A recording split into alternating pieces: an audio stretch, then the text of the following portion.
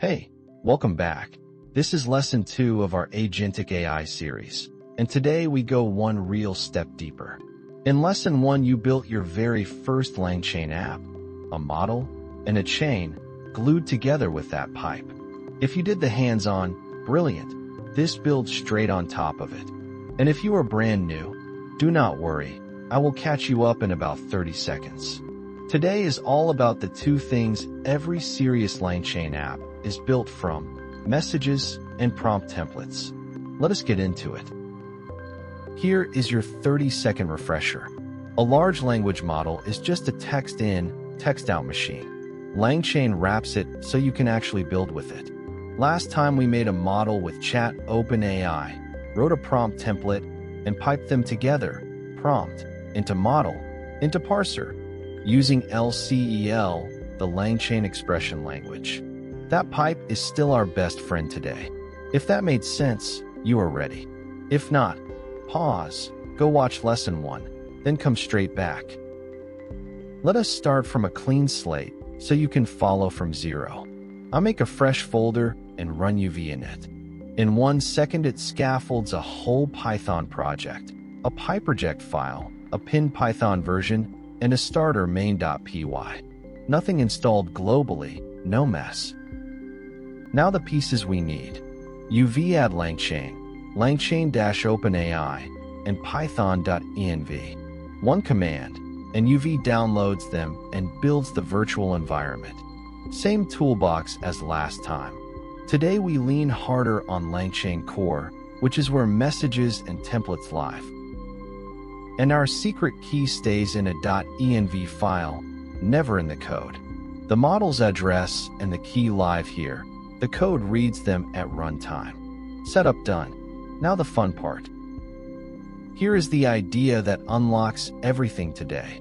A chat with an AI is not one blob of text. It is a list of messages, and every message has a role. 3 roles matter. The system message, that is the boss.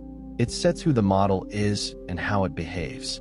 The human message, that is you, your request. And the AI message, that is the model talking back. Get the roles right, and the model behaves. Get them wrong, and you fight it all day. Let us prove it. Example 1. Watch what the system message can do. I build a list of 2 messages. A system message: you are a grumpy pirate, 1 short sentence, pirate slang. Then a human message: what is LangChain? Same model as last time, temperature 0. Notice, the instruction about behavior goes in the system message, not the question. Run it and listen. ARR, LangChain be a tool fair build in apps with language models, savvy. It answered correctly, but entirely in the personality we set in the system message. We never touched the question. The system message is the steering wheel. And here is the pro lesson people miss.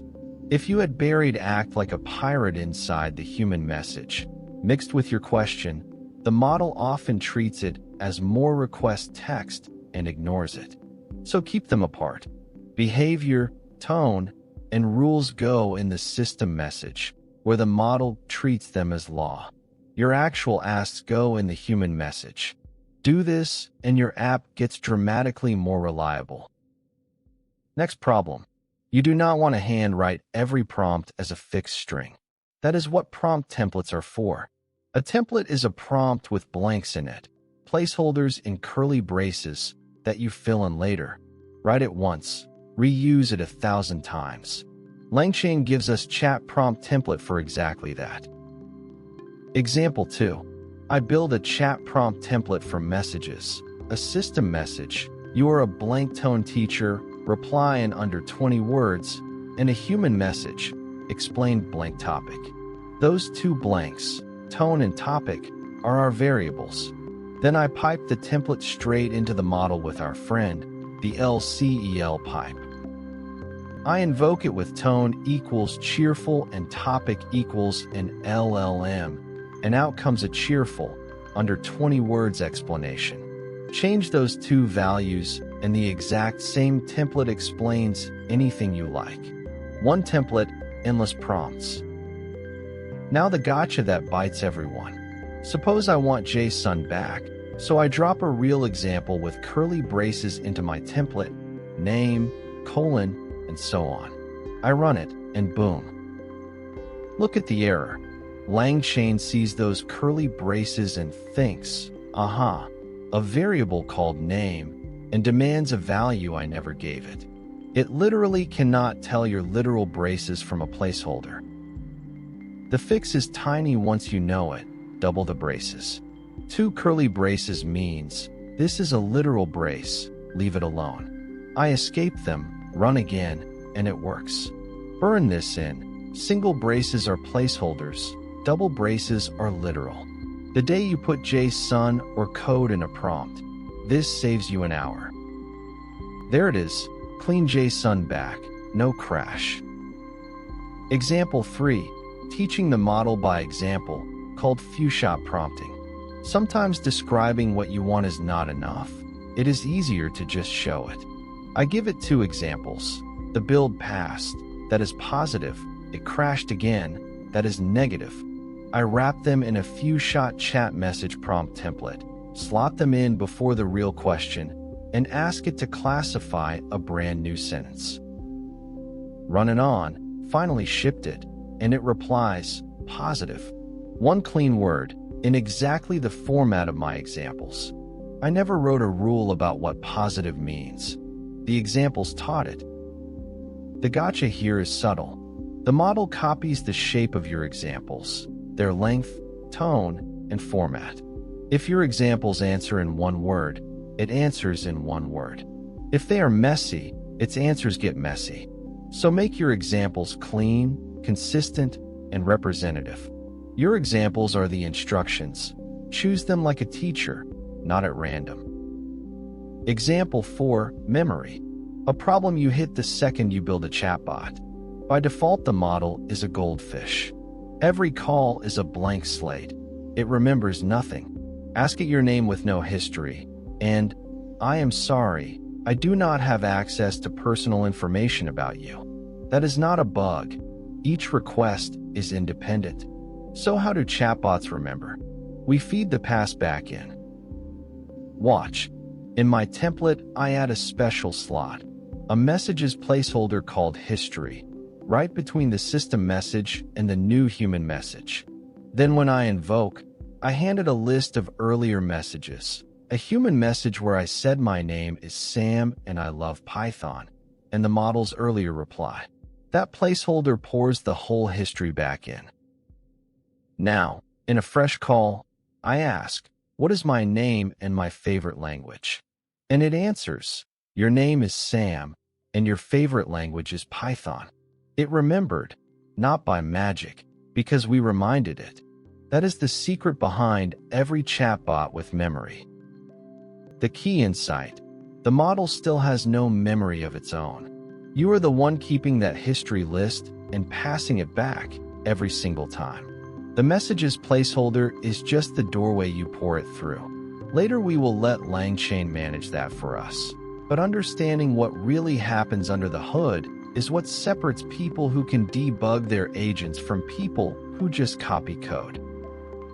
2 quick bonus gotchas. First, if the dictionary you pass to invoke does not have a value for every variable in your template, you get a missing variable error. The rule is dead simple. The keys you pass must match the braces in your template exactly. When you see this error, go count your braces. Second, everything today use .invoke, which waits for the whole answer. Swap it for .stream, and the words come back token by token, live, as they are generated. That is how chat apps feel fast. Same chain, 1 method change. So, big lesson today, for tools you will use forever. 1. The system message is the steering wheel, behavior goes there. 2. Prompt templates give reusable prompts, and double your braces for literal ones. 3. Few-shot teaches by example. Your examples are the instructions. And 4. The messages placeholder is how you give a model memory, by feeding the past back in. And every line of this is waiting for you in the repo, The link is below in the lesson-02 folder. Please do not just watch me type it. Clone it, run it, and then break it on purpose to see what happens. That is where the real learning lies. Quick quiz, 3 questions. Pause after each one and answer before I do. Ready? Question 1. You want your assistant to always reply only in JSON, no matter what the user asks. Where does that instruction belong? A. The human message. B. The system message. Or C. It does not matter. Pause and pick. It is B. The system message. Behavior and rules are the steering wheel. Put them in system and the model treats them as law on every single turn. Question 2. Your prompt template contains a literal curly brace, a bit of JSON, and it crashes, complaining about a missing variable. What is the fix? A. Remove the JSON. B. Double the braces. Or C. Use a bigger model. B. Double the braces. 2 braces means a literal brace, not a placeholder. A one-line fix. Last one.